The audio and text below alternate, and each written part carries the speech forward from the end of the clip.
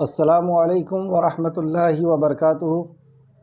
الحمد للہ ان الحمد للہ نحمده ونستعینه ونستغفره ونعوذ باللہ من شرور انفسنا ومن سیئات اعمالنا من يهده الله فلا مضل له ومن يضلل الله فلا هادي له واشهد ان لا اله الا الله واشهد ان محمدا عبده ورسوله اما بعد فإن خير الحديث كتاب الله وخير الهدي هدي محمد صلى الله عليه وعلى آله وسلم وشر الأمور محدثاتها وكل محدثة بدعة وكل بدعة ضلالة وكل ضلالة في النار۔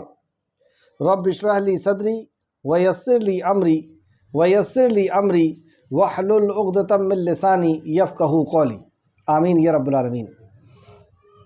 ہر قسم کی تعریف، حمد اور ثنا اللہ رب العزت کے لیے لائق اور زیبا ہے، جو ساری کائنات کا ایک و تنہا خالق، مالک، مربی اور منتظم ہے۔ درود و سلام ہو انبیاء اکرام پر، خصوصاً نبی مکرم رحمۃ للعالمین امام الانبیاء محمد صلی اللہ علیہ وسلم پر۔ اللہ رب العزت سے دعا ہے کہ اللہ رب العزت ہمیں صحیح معنوں میں قرآن مقدس کو سمجھنے، اس پہ غور و فکر کرنے اور عمل کے ساتھ لوگوں تک پہنچانے کی توفیق اور رفیق عطا فرمائے، آمین یا رب العالمین۔ اعوذ باللہ من الشیطان الرجیم، بسم اللہ الرحمن الرحیم۔ اللہ کے نام سے جو رحمان اور رحیم ہے۔ سورہ طور مکی ہے، اس میں 2 رکوع ہے اور 49 آیتیں ہیں۔ اس کی فضیلت امام مالک رحمۃ اللہ علیہ نے زبیر سے روایت رضی اللہ عنہ سے روایت کو بیان کیا ہے کہ میں نے نماز مغرب میں نبی کریم صلی اللہ علیہ وسلم کو سورہ طور کی تلاوت فرماتے ہوئے سنا۔ میں نے کسی اور کو نہیں سنا جس کی آواز یا قرات آپ سے زیادہ اچھی ہو۔ مطلب نبی کریم صلی اللہ علیہ وسلم، دیکھیں آپ ہر فیلڈ کے اندر آپ کا کوئی ثانی نہیں تھا، آپ کی جیسا کوئی نہیں تھا، تو آپ دیکھیں یہاں قرات میں بھی اور آپ کی آواز میں بھی اس سے اچھی آواز آپ صحابی فرماتے ہیں کہ میں نے کسی کی نہیں سنا۔ یہ بخاری میں بھی روایت ہے اور مسلم میں بھی، بخاری شریف حدیث نمبر 3050، مسلم شریف حدیث نمبر 463، بخاری شریف حدیث نمبر دوسرے الفاظ کے ساتھ حدیث نمبر 769، مسلم شریف حدیث نمبر 464۔ بسم اللہ الرحمن الرحیم والطور، قسم ہے طور کی۔ یہاں 5 چیزوں کی اللہ رب العزت نے، یعنی 5 اپنی مخلوق کی قسم کھائی، اور اللہ رب العزت جب قسم کھاتا ہے یعنی اسے اللہ رب العزت گواہ بنا کر کے ہمارے سامنے لائے گا۔ لیکن ہم اگر کسی کی قسم کھائیں گے تو صرف اور صرف اللہ رب العزت کی، کیونکہ ہمارے لیے اللہ ہی گواہ ہے، ہم کسی اور کو گواہ نہیں بنا سکتے۔ اور اللہ رب العزت اپنی مخلوق میں سے جس کو چاہے گا گویائی عطا کرے گا اور اسے گواہ بنا کر کے ہمارے سامنے کھڑا کرے گا۔ تو یہاں 4 بہت عظیم چیز کی قسم کھائی، جس میں سب سے پہلے اللہ رب العزت نے قسم کھائی وہ طور، اور طور کی قسم۔ طور سریانی زبان کا لفظ ہے، اس کا مطلب ہے سرسبز و شاداب باغ، یعنی وہ پہاڑ جس میں پیڑ وغیرہ اگے ہوئے ہوں، پیڑ پودے ہوں، سرسبز ہو، اس باغ کو طور کہتے ہیں جس میں درخت ہو، اور وہ پہاڑ جس میں درخت نہ ہو اسے جبل کہتے ہیں۔ تو وہ طور افضل الجبال ہے، یعنی سب سے افضل پہاڑ ہے غار ہرا کے بعد۔ غار ہرا وہی جبل ہرا کے بعد، کیونکہ اس پہاڑ میں اللہ سبحانہ وتعالیٰ نے موسیٰ علیہ السلام سے کلام کیا تھا، اس طور سے موسیٰ علیہ السلام نے کلام کیا تھا۔ اسے طور سینا اور طور سینین بھی کہا جاتا ہے۔ اس پہاڑ پر موسیٰ علیہ السلام کو تورات ملی ہے۔ یہ پہاڑ سطح سمندر سے، اس کی اونچائی تقریباً 7260 فٹ ہے۔ مدین سے مصر جاتے وقت راستے میں شام کے علاقے میں یہ پہاڑ پڑتا ہے۔ مدین سے مصر کے بیچ میں شام کے علاقے میں یہ پہاڑ ہے۔ اس پہاڑ کو، جو اس کا نام طور ہے، جس وادی میں اسے زیتوا کہا جاتا ہے، مطلب یہ سب سے اونچائی پر یہ جگہ ہے جو طور جس جگہ کو کہتے ہیں، اور اس جگہ جہاں سے اللہ رب العزت نے کسی پیڑ کے پیچھے سے کلام کیا تھا، تو جس وادی میں اسے زیتوا بھی کہا جاتا ہے، وادی مقدس یا بقعۃ المبارک، بقعۃ المبارک کہا گیا ہے قرآن کے اندر اس کو۔ موسیٰ علیہ السلام جب بنی اسرائیل کو فرعون کی غلامی سے نجات دلانے کے لیے لوٹے تو اسی پہاڑ کے قریب سے آپ لوٹے تھے۔ تو گویا کہ اللہ رب العزت نے اس مقدس وادی طویٰ کا یہاں پہ ذکر کیا جہاں پر موسیٰ علیہ السلام جب چڑھ رہے تھے تو اللہ رب العزت نے فرمایا کہ اے موسیٰ اپنے جوتیوں کو اتار دیجئے، آپ مقدس وادی طویٰ میں آ چکے ہیں۔ تو اس کا اللہ رب العزت نے یہاں پہ قسم کھائی کہ قسم ہے طور کی، وَکِتَابٍ مَسْطُور، اور کتاب کی قسم جو لکھی ہوئی ہے، مستور ہے جو لکھی ہوئی ہے۔ تو یہاں سے مراد ایک قول کے مطابق یہ محفوظ کتاب وہ ہے جو لوح محفوظ میں لکھی ہوئی ہے، دوسرے قول کے مطابق یہ وہ کتابیں جو آسمان سے دنیا پر نازل کی جاتی ہے۔ تو ان وحیوں کا اللہ رب العزت نے جو آسمان سے نازل کی جاتی ہے اس کا ذکر کیا ہے، اس کی قسم کھائی ہے، یعنی اللہ رب العزت نے اپنے کلام کی قسم کھائی ہے، اور ایک کتاب کی قسم جو لکھی ہوئی ہے، اور وہ کیسی لکھی ہوئی ہے؟ فی رق منشور، کھلے کاغذ میں، یعنی یہ صاف اور کھلے کاغذ میں لکھی ہوئی ہے، یہ چھپی ہوئی نہیں، جو چاہے جیسا چاہے اس کو آ کر کے پڑھ سکتا ہے، سمجھ سکتا ہے، اس کے اوپر ایمان لا سکتا ہے، یہ کھلے ہوئی کاغذ میں لکھی ہوئی ہے۔ والبیت المعمور، اور بیت المعمور کی قسم۔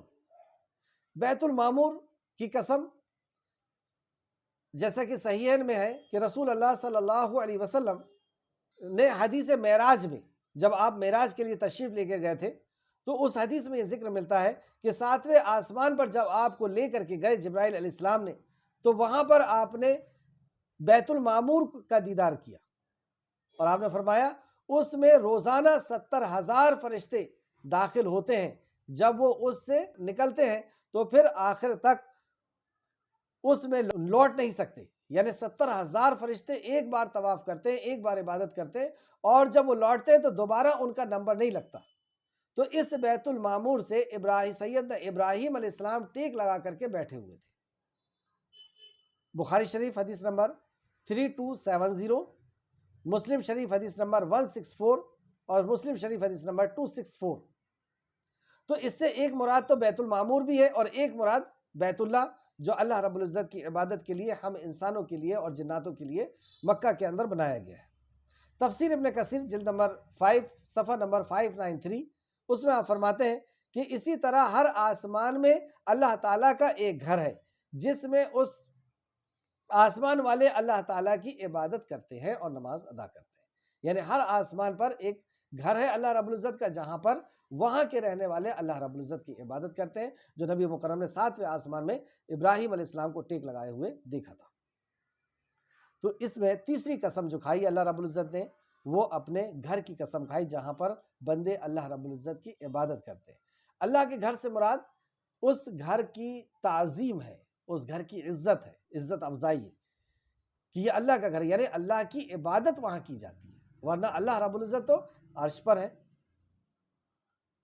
تو بیت المعمور کی قسم، اور اونچے چھت کی قسم، اللہ اکبر۔ اب یہاں پہ اللہ رب العزت نے اپنے عرش کی قسم کھائی۔ اب دیکھیں آپ کتنی بھاری بھاری چیزوں کی قسم کھائی جا رہی ہے، یہاں پہ اللہ رب العزت اپنے عرش کی قسم کھاتا ہے۔ اور پھر اس کے بعد فرمایا بھڑکائے ہوئے سمندر کی قسم۔ سورہ تکویر میں بھی اس تعلق سے آتا ہے، بھڑکائے ہوئے سمندر کی قسم کے تعلق سے۔ سورہ تکویر آیت نمبر 6، وَإِذَا الْبِحَارُ سُجِّرَتْ، اور جب سمندر بھڑکا دیے جائیں گے، مطلب ایک وقت ایسا آئے گا کہ اللہ رب العزت سمندر کو بھڑکا دے گا، یعنی یہ قیامت کا وقت کہ جہاں پر پہاڑ چلائے جائیں گے اور ریزہ ریزہ کر دیے جائیں گے، جہاں پر آسمان کو اللہ رب العزت ہلا کر کے اور بکھیر دے گا، اپنے ہاتھ میں لپیٹ دے گا، وہیں سمندر کو بھی جلا دیا جائے گا۔ تو اس سمندر کی اللہ رب العزت نے قسم کھائی یہاں پر، اور یہ 4 قسم کھانے کے بعد اللہ رب العزت فرماتا ہے ان عذابک ربک لواقع، ان عذاب ربک لواقع۔ ان 4 بڑی چیزوں کی قسم کھانے کے بعد خالق کائنات نے فرمایا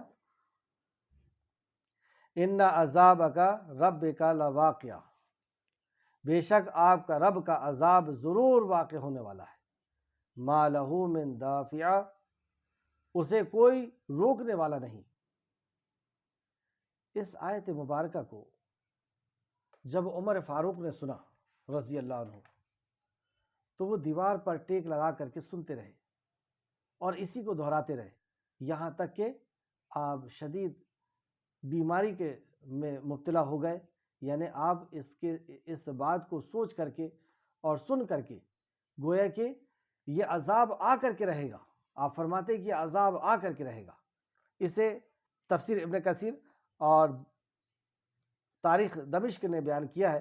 حضرت عمر رضی اللہ عنہ ایک رات مدینہ میں بھیس بدل کر نکلے. ان کا گزر مسلمانوں کی ایک گھر کے پاس سے ہوا جس میں اللہ تعالیٰ کا ایک بندہ کھڑا نماز ادا کر رہا تھا. آپ نے اس کی قرات کو بغور سننا شروع کیا تو دیکھا کہ وہ پڑھ رہا تھا وَالطُّورِ، حتیٰ کہ وہ اس آیت پر پہنچا اِنَّ عَذَابَكَ رَبِّكَ لَوَاقِعٌ مَا لَهُ مِن دَافِعٍ. تو انہوں نے حضرت عمر نے عمر رضی اللہ عنہ نے کہا کہ رب کعبہ کی قسم یہ عذاب برحق ہے، رب کعبہ کی قسم یہ عذاب برحق ہے. پھر اپنے گدھے سے نیچے اترے اور دیوار کے ساتھ ٹیک لگا کر کھڑے ہو گئے اور خاصے دیر تک آپ وہاں پہ کھڑے رہے. پھر اپنے گھر کے طرف لوٹے اور 1 مہینے تک بیمار رہے. لوگ آپ کی بیمار پرسی کے لیے آتے تھے مگر جان نہیں پاتے تھے کہ آپ کو کیا مرض ہے. کوئی مرض نہیں، لیکن بس اسی بات کو دہراتے رہتے ان عذابک ربک لواقع، کہ اس کا عذاب تو واقع ہونے والا ہے. اللہ رب العزت ہم سب کو اس عذاب سے محفوظ رکھے، آمین یا رب العالمین. آیت نمبر 9. وہ واقع ہوگا جس دن آسمان زور سے حرکت کرنے لگے گا. وہ اس دن واقع ہوگا، اور اس دن کیسا دن ہوگا کہ آسمان زور سے حرکت کرنے لگے گا.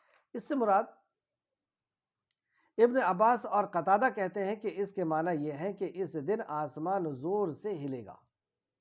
ابن عباس رضی اللہ عنہ ہی سے پھر فرمایا کہ اس سے مراد آسمان پھٹ پڑے گا. مجاہد کہتے ہیں کا قول ہے کہ آسمان زور سے گھومنے لگے گا. ضحاک کہتے ہیں کہ آسمان کا گھومنا اور حرکت کرنا اللہ تعالیٰ کے حکم سے ہوگا. اور ویسے بھی ہم دیکھیں کہ جب قیامت قائم ہوگی تو اللہ رب العزت آسمان کو اپنے داہنے ہاتھ میں لپیٹ لے گا، اور جب لپیٹے گا تو ظاہر سی بات ہے کہ وہ ایک زور کا سے ہلے گا اور گھومے گا، اور یہ سارے معنی جو ہے اس کے اوپر ثابت ہوں گے. تو جس دن آسمان زور سے حرکت کرے گا، اب آپ کیفیت سوچیں کہ یہ چھت اگر ہمارے اوپر ہلنے لگے تو کیا حالت ہوتی ہے. اب وہ آسمان ہلے گا تو زمین اور جتنے بھی سیارے ہیں، جتنے بھی گیلیکسی ہیں، ان کا کیا عالم ہونے والا ہے. اور پہاڑ تیزی سے چلنے لگیں گے. آسمان زور سے ہلے گا اور پہاڑ تیزی سے چلنے لگیں گے. اس تعلق سے سورہ معارج میں اللہ رب نے فرمایا، سورہ معارج آیت نمبر 8 اور 9، جس دن آسمان پگھلے ہوئے تانبے کی طرح ہو جائے گا. اللہ اکبر، پگھلے ہوئے تانبے کی طرح آسمان ہو جائے گا، اور پہاڑ رنگین اون کی طرح ہو جائیں گے. جیسے رنگین اون اڑتی ہے اس طریقے سے پہاڑ اڑنا شروع ہو جائیں گے. اور سورہ کہف کی آیت نمبر 47 میں بھی اللہ رب العزت نے فرمایا ہے کہ اس دن کا عالم کیا ہوگا. پھر آیت نمبر 11 فرمایا، چنانچہ اس دن جھٹلانے والوں کے لیے تباہی ہے. جس نے اللہ رب العزت کی وحدانیت کو، اللہ کے دین کو، اللہ کے کلام کو، نبی کو جھٹلا دیا، اس کے لیے تباہی ہے. چنانچہ اس دن جھٹلانے والوں کے لیے تباہی ہے. تکذیب حق کو مشغول میں پڑے ہوئے تھے اور کھیل اور تماشے میں یہ لوگ پڑے ہوئے تھے. یعنی تکذیب حق کا انکار کرنے میں، حق کو جھٹلانے کے لیے یہ مشغول تھے، یہ مصروف تھے. ان کی زندگی میں بس یہی تھا کہ کسی بھی طریقے سے ہمیں حق کو جھٹلانا ہے. یعنی اللہ کے کلام کو، نبی کے فرمان کو، اس پاکیزہ زندگی جو اللہ کی طرف سے نازل ہوئی ہے، اس کو ہمیں، اس میں وہ مشغول تھے، اس میں وہ بزی تھے، اس کے جھٹلانے میں، اور پڑے رہے وہ کھیل تماشے میں. یعنی دنیا کی زندگی کو حاصل کرنا جو کھیل اور تماشے کے لیے سوا کچھ بھی نہیں. اس دنیا کی عزت، دنیا کی دولت، دنیا کی شہرت میں وہ لگے ہوئے تھے جو کھیل اور تماشا ہے. اس تعلق سے سورہ زخرف آیت نمبر 83 میں بھی اللہ نے فرمایا، سورہ زخرف آیت نمبر 83، پس انہیں چھوڑ دیں، فضول بحث کرتے رہیں. ایسے لوگوں کو آپ چھوڑ دیجئے جو فضول بحث کرنے میں لگے ہوئے اور کھیلتے رہتے ہیں یہاں تک کہ اپنے اس دن کو جا ملیں گے جس کا ان سے وعدہ کیا جاتا ہے. یعنی وہ قیامت کے دن جا ملیں گے جن سے ان کو وعدہ کیا جاتا ہے، تو انہیں چھوڑ دیجئے، یہ کھیل تماشے میں لگے رہیں، یعنی یہ دنیا کو حاصل کرنے میں یہ لوگ لگے رہیں. آیت نمبر 13، جس دن انہیں نہایت سختی سے دھکا دے دے کر جہنم کی آگ کے طرف دھکیلا جائے گا. یہ وہ دن ہے جس دن ان جھٹلانے والوں کو، ان انکار کرنے والوں کو اور مرضی کے مطابق زندگی جینے کے والوں کو اللہ رب العزت دھکا دے دے کر کے جہنم کے طرف جمع کیا جائے گا، اور ان سے کہا جائے گا کہ یہی وہ آگ ہے جسے تم جھٹلایا کرتے تھے. اس دن انہیں بتایا جائے گا کہ جس کو تم جھٹلایا کرتے تھے اور جس زندگی کو تم انکار کیا کرتے تھے، یہی ہے وہ عذاب. آیت نمبر 13، کیا پھر یہ جادو ہے یا تم دیکھتے ہی نہیں؟ اب انہیں یاد دلایا جائے گا. آج جو اس کو عمل کے قابل نہیں سمجھتے، اللہ کے کلام کو، نبی کے فرمان کو عمل کے قابل نہیں سمجھتے، یہ عمل کے قابل دنیا کی باتوں کو اور اپنے معاشرے کو، اپنے دل کی خواہشات کو، اس کو یہ عمل کے قابل سمجھتے ہیں، اور اسے تو ایسا سمجھتے ہیں کہ ایسا کریں گے تو پاگل پن ہے. قرآن و حدیث پہ عمل کرنا گویا کہ تو پاگل پن ہے، اور انبیاء کو یہ پاگل کہتے ہیں، دیوانہ کہتے ہیں، مجنوں کہتے ہیں.